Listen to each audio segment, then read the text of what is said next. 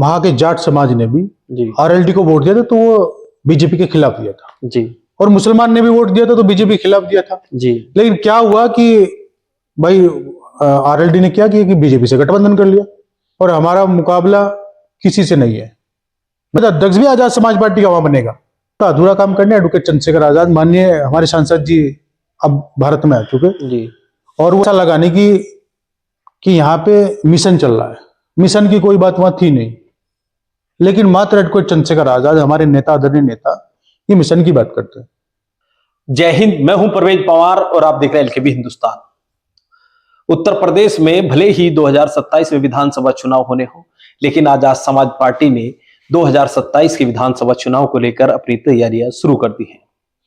आपको बता दें कि पश्चिम उत्तर प्रदेश की शामली जनपद के थाना भवन विधानसभा सीट से आजाद समाज पार्टी के संभावित उम्मीदवार के रूप में राव मौसम जी का नाम चर्चाओं में है और संभावना है कि राव मौसम जो है वो थाना भवन विधानसभा सीट से आजाद समाज पार्टी के उम्मीदवार होंगे।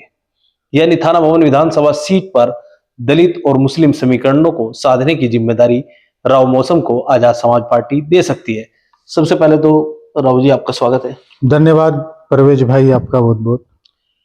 राव साहब, जिस तरह से आप 2027 के विधानसभा चुनाव की तैयारियों को लेकर लगातार सक्रिय हैं और क्षेत्र में आपकी जो पोस्ट है वो सोशल मीडिया के माध्यम से जानकारी मिलती रहती है, आप अलग अलग क्षेत्रों में जाकर जनसंपर्क करें, तो किस तरह का जन समर्थन आजाद समाज पार्टी को मिल रहा है? देखिए, मैं आपको बता दूं कि इस समय भारत के अंदर अगर विपक्ष में कोई नेता है तो उसका नाम माननीय एडवोकेट चंद्रशेखर आजाद है।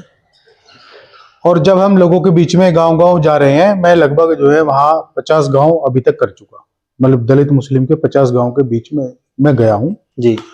और मैंने जमीनी स्तर पे वहां काम करने का मैं कर रहा हूं जमीनी स्तर पर। तो जो आजाद समाज पार्टी व भीम आर्मी के प्रति लोगों की चाह है, मात्र एडवोकेट चंद्रशेखर आजाद के से जो प्यार करते हैं, एक तरफा जैसे हम बोलते हैं आजाद समाज पार्टी व भीम आर्मी से है, तो एक तरफा वहां इतनी भीड़ लगने का काम होता है और हमारी बात सुनकर वो कहते हैं कि हम आजाद समाज पार्टी को ही अब वोट करेंगे। जी। ये ताकत एडवोकेट चंद्रशेखर आजाद की है, हमारे नेता। आप देख लीजिए, कोई भी मुद्दा हो, दलितों का, मुसलमानों का, आदिवासी या कोई भी किसी पे अत्याचार होता है या कहीं भी कोई एट्रोसिटी होती है भारत के अंदर, तो सबसे पहले एडवोकेट चंद्रशेखर आजाद समर्थन करने का काम करते हैं और उनके बीच पहुंचने का भी काम करते हैं। मैं आपको तो जो ये आप कह रहे हैं कि दलित मुस्लिम समीकरण, इससे पहले जाट मुस्लिम समीकरण के सारे राष्ट्रीय लोकदल के विधायक बने थे अशरफ अली खान। इस बार दलित मुस्लिम समीकरण के सहारे आप भी तैयारी में हैं। राष्ट्रीय लोकदल से भी सिटिंग एमएलए हैं अशरफ अली खान साहब, उनके भी जब आप क्षेत्र में जा रहे हैं, उनको लेकर क्या कहेंगे? उनका जो लगभग 4 साल का कार्यकाल हो चुका है, देखिए, मैं आप क्षेत्र में सक्रिय हैं। मैं आपको बता दूं कि भाई वहां के जाट समाज ने भी आरएलडी को वोट दिया था, तो वो बीजेपी के खिलाफ दिया था जी। और मुसलमान ने भी वोट दिया था तो बीजेपी के खिलाफ दिया था जी। लेकिन क्या हुआ कि भाई आरएलडी ने क्या किया कि बीजेपी से गठबंधन कर लिया। अब जब बीजेपी से गठबंधन कर लिया तो फिर क्या आ रहा, जिन लोगों ने किया तो आप देख लो उनका वोट का मिसयूज हुआ। भाई वो उन्होंने तो बीजेपी के खिलाफ वोट करना था, यानी जनता ने वोट किया बीजेपी के खिलाफ, गठबंधन चला गया बीजेपी के साथ। तो लगभग जो है आप समझ लो कि भाई उनका तो वोट असफल हुआ, तो बीजेपी को हराना चाहते थे, लेकिन वहां क्या हुआ कि उसका उल्टा हो गया।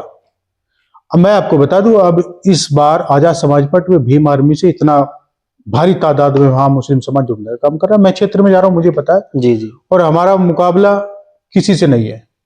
मैं सच आपको बता रहा हूं, हमारा मुकाबला है, हम जीतेंगे।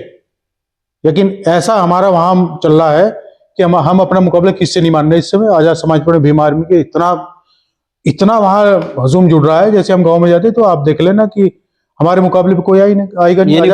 आपको जन समर्थन, बड़े संख्या में जन समर्थन मिल रहा है और हम वहां आजाद समाज पार्टी वहां जीतने का भी काम करेगी 2027 का। और एक बार और मैं आपको बता दूं कि पहले 2026 है जी, जिला पंचायत अध्यक्ष भी आजाद समाज पार्टी का वहां बनेगा। शामली जनपद में इस बार जिला पंचायत अध्यक्ष भी आजाद समाज पार्टी का बनने का काम करेगा, क्योंकि इस बार दलित मुस्लिम और एससी ओबीसी जो है हमारे पास, ये जाट है, जाट भी हमारे साथ है। भाई कारण ये है ना कि उन्होंने तो बीजेपी के खिलाफ वोट किया था। जो जाट किसान है वो तो बीजेपी से आज भी खिलाफ है। जी जी। तो वो एक तरफा आजाद समाज पार्टी के साथ है। यानी सर समाज का समर्थन आपको मिल रहा है, और जो 2026 का पंचायत चुनाव है उसको आप 2027 के विधानसभा चुनाव का सेमीफाइनल मान रहे हैं, बिल्कुल। और आपको सेमीफाइनल लगता है मान कि इसमें आप जीत दर्ज करेंगे। बिल्कुल।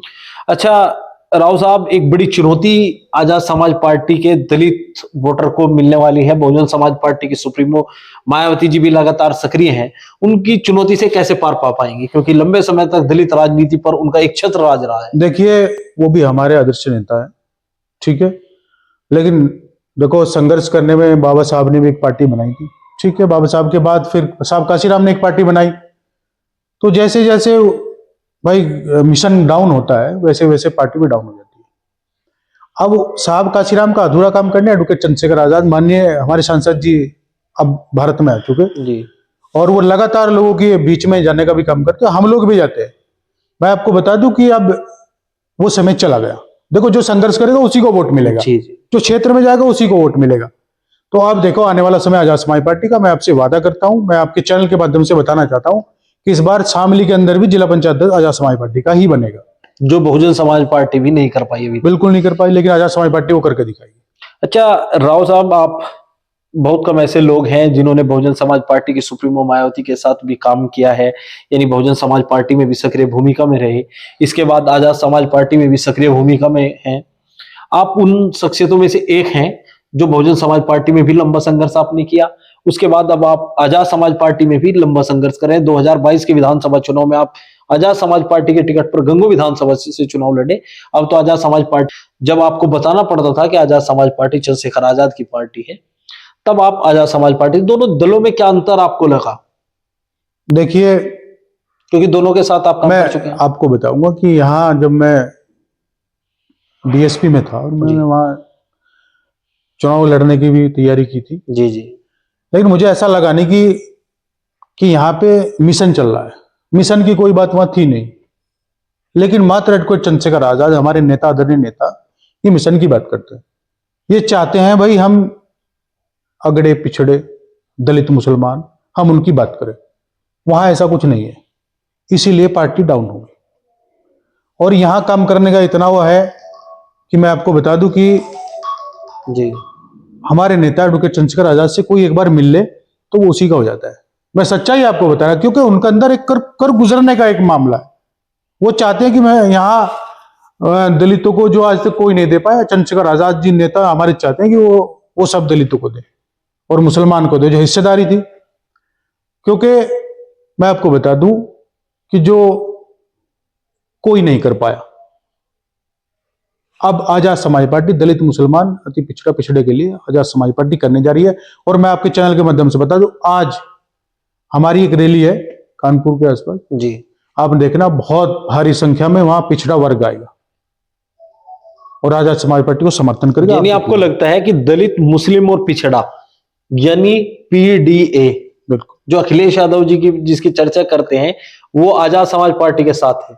देखिए भाई, वो झूठा नारा है, उसका कोई मतलब नहीं। मैं सच्चाई बता दूं भाई, कहां मुसलमानों के लिए बोलते हैं आप देख लो। मैं कहना नहीं चाहता, लेकिन ये सत्य बात है कि अगर मुस्लिम समाज का कोई भी नेता दाढ़ी वाला अगर मंच पे चढ़े तो नीचे फेंकने का काम होता है, लेकिन आजाद समाज पार्टी में ऐसा नहीं है। अगर कोई दाढ़ी वाला हो तो उसको चेयर पे बिठाने का काम होता है। ये फर्क है उसमें और इसमें। तो वो पीडीए का तो झूठा नारा है, वो सब एक दिखावा है। लेकिन आजाद समाज पार्टी में भीम आर्मी इस समय जो है बहुत बहुत अच्छे अपने कार्य कर रही है। और भाई 2027 में हम सरकार बनाएंगे, हम आपसे वादा कर रहे हैं। लोग झूठ बोलते हैं, लेकिन दलित और मुस्लिम ओबीसी का ऐसा गठजोड़ है जो किसी को इसको हरा नहीं सकता। इसमें हम देख लो, इंशाल्लाह हम आपसे वादा कर रहे हैं कि हम 2027 में चंद्रशेखर भाई यहाँ के मुख्यमंत्री बनेंगे उत्तर प्रदेश के अंदर। अच्छा राव साहब, आपने बताया कि 50 से अधिक गांव में आप थाना भवन विधानसभा सीट के जनसंपर्क कर चुके हैं, क्योंकि मूलतः आप थाना भवन से, वैसे तो आप राष्ट्रीय कोर कमेटी के सदस्य भी हैं आजाद समाज पार्टी के, लेकिन थाना भवन विधानसभा सीट से जब आप तैयारी कर रहे हैं, 50 गांव में आप जनसंपर्क कर चुके हैं, तो किस तरह की मूल समस्या सामने आ रही है? भाई समस्या तो यह है कि भाई किसान बेल्ट है, गन्ना, हाँ, किसान को देखो, किसान कितना परेशान है, उनका पेमेंट नहीं हो रहा। ये सत्य बता रहा भाई, किसानों ने इसी के खिलाफ तो वोट किया था भाई। गठबंधन को वोट जब दिया पिछली बार लोक दल को, वहां पे तो इसी के आधार पे वोट किया था और वही समस्या उनके सामने है। और भाई विकास तो कुछ नहीं है, मैं आपको बता दूं। नाली खड़ंजे रोड सब गांव में टूटे पड़े, बहुत बुरा हाल है। बस इतना पीछे है कि आप सोच भी नहीं सकते। मैं दलितों की बस्ती में जा रही तो उनकी रोडों की इतनी बुरी हालत है कि यार बहुत ही बुरा हाल है भाई। एमएलए विधायक वहां बनाया लेकिन वो किसी काम का नहीं निकला। तो अब जो है सब लोग परेशान है। नया ऑप्शन देखे, नए ऑप्शन में आजाद समाज पार्टी, बीमारी में चंद्रशेखर आजाद। आप कैसे इन समस्याओं को दूर करने का काम करेंगे अगर आपको मौका मिलता है? क्षेत्र की जनता जैसे आप अति उत्साहित हैं और आपको लगता है कि आजाद समाज पार्टी को थाना भवन में जन समर्थन मिलेगा, तो राव साहब किस तरह से इन समस्याओं को दूर करने का प्रयास करेंगे? देखिए, मैं गांव गांव में जा रहा हूं तो मुझे उनकी समस्या का भी पता लग रहा। भाई मूल पहले रूप से भी आप गांव से आते हैं? मैं गांव से आता हूं और मैं गांव गांव जाकर उनकी समस्या भी देख रहा हूं। मैं आपको यही मैं बता रहा हूं कि जो लोग जमीन पे जाके, जो आदमी जमीन पे जाके काम करेगा उसको समस्या का भी पता होगा, और जो जमीन पे कभी गया ही नहीं, भाई गठबंधन से वहां से टिकट हुआ, फाइनल हुआ, राके चुनाव लड़ लिया, उसको पता ही लगा गांव में क्या था। सीधी सी बात है। लेकिन मैं आपसे वादा करता हूं, अगर मुझे वहां मौका मिला और मैं वहां बना तो मैं जो कमी है वहां पे मैं उनको दूर करने का भी काम करूंगा। यानी जो वहां की प्रमुख समस्याएं हैं, प्रमुख समस्या उन पर आप मुखरता से मैं उसमें काम करूंगा।